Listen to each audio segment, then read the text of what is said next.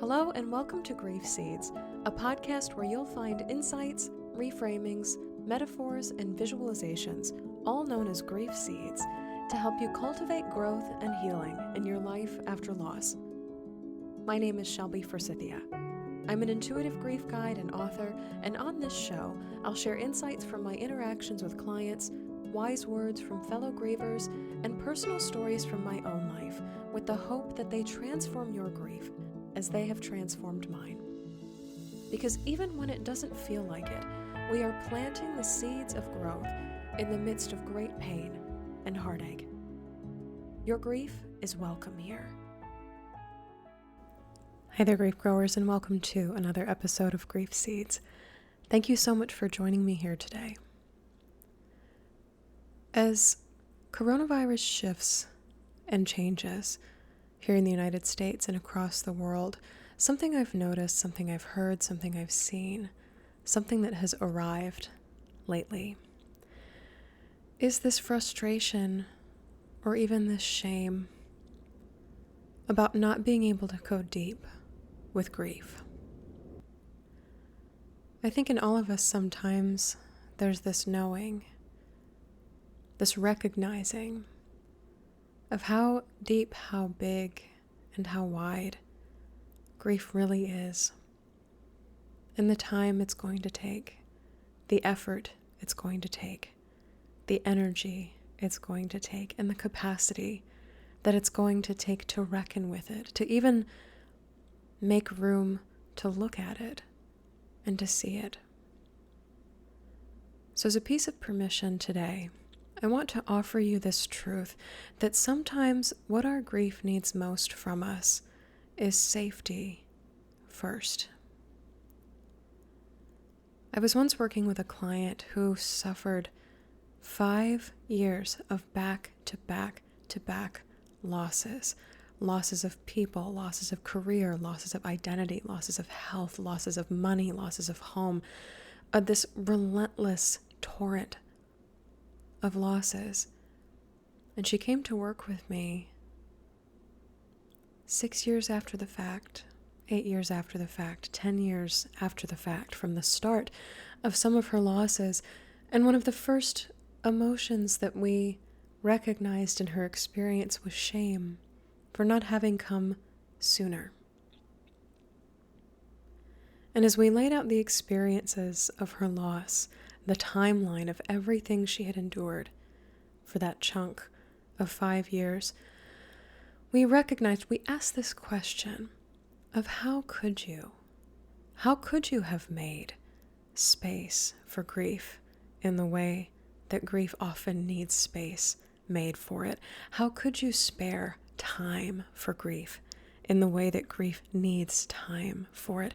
How could you muster up energy in the way that grief demands we muster up energy to be able to go deep and interact with it at the level that sometimes it just needs to be interacted with? Sometimes, as is the case right now, as we receive new information about coronavirus, about mask mandates, about business openings and closings, about workplace shifts, about life changes in general, sometimes all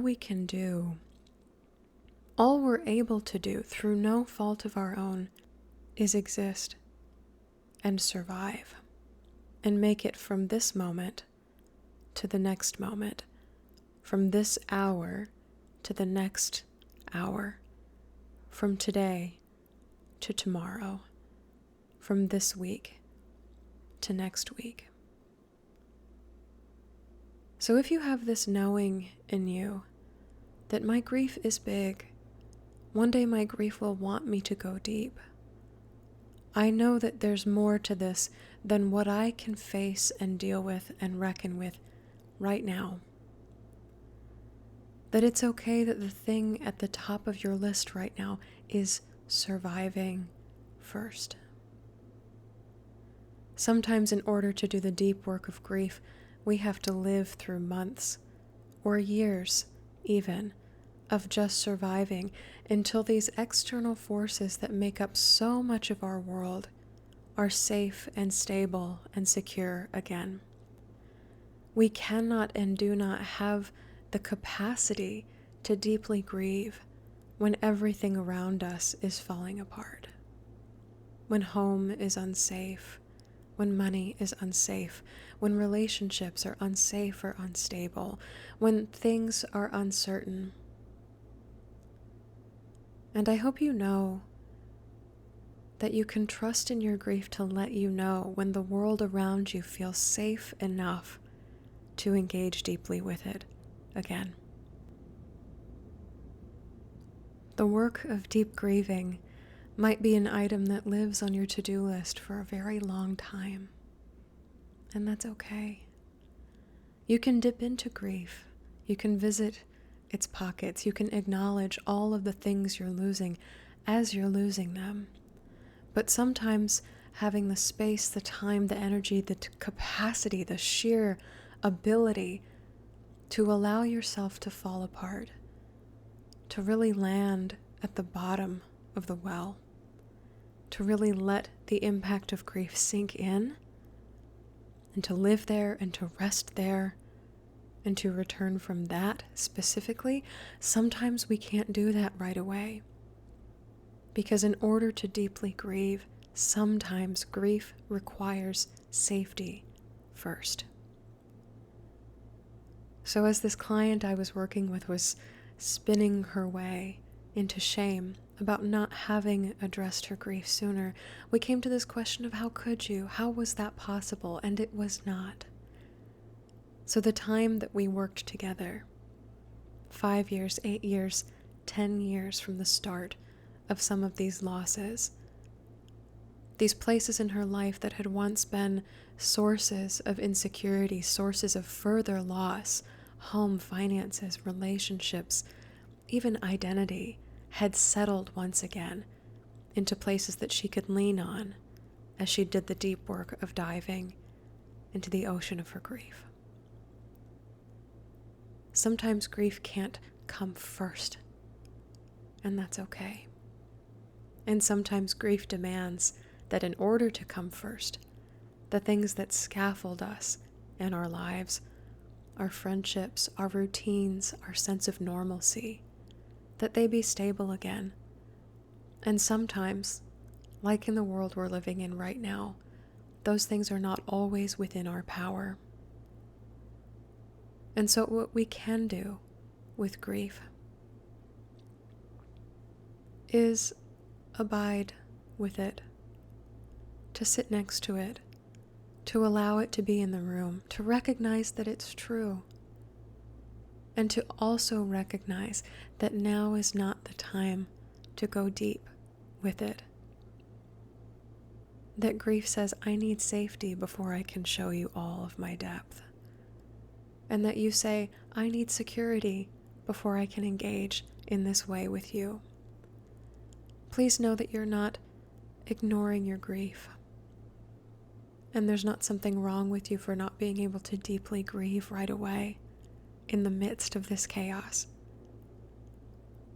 It is more than enough that you survive from this moment to the next moment, to the next moment, to the next moment, and trust that grief will let you know, that grief will reappear more strongly, more loudly, more readily when it is time to do the deep work of mourning and acknowledging all that you have been through.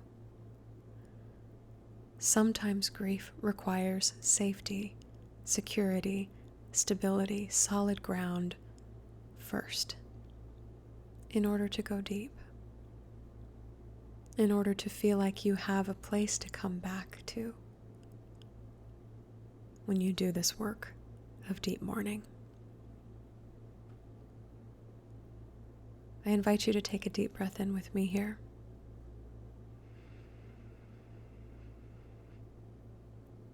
And out.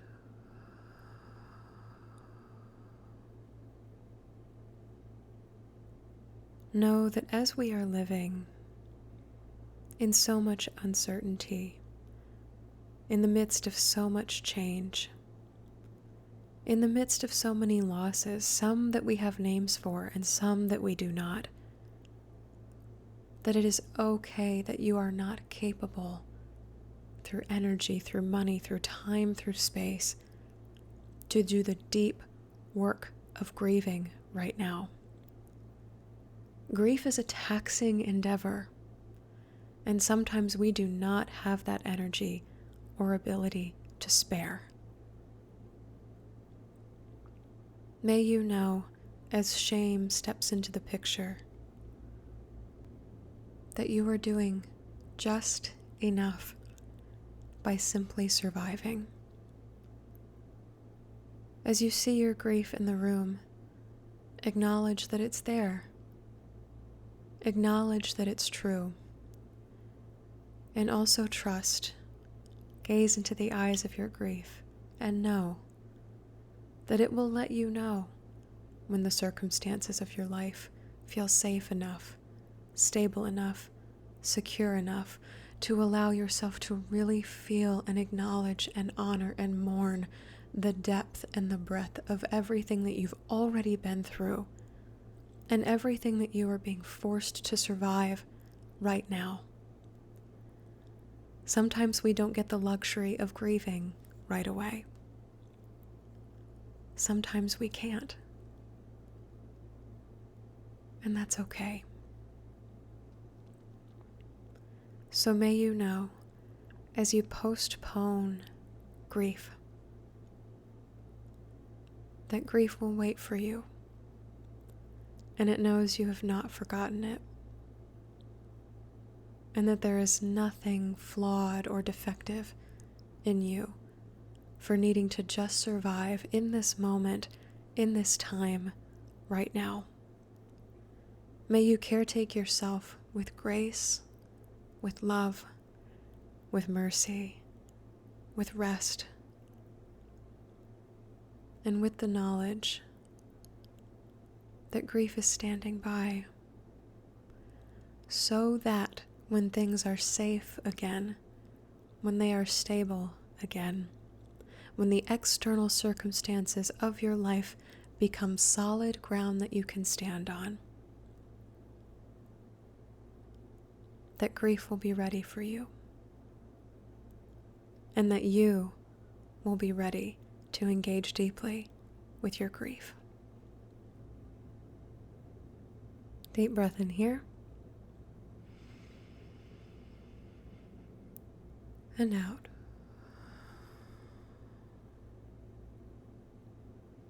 Thank you so much for joining me today on Grief Seeds.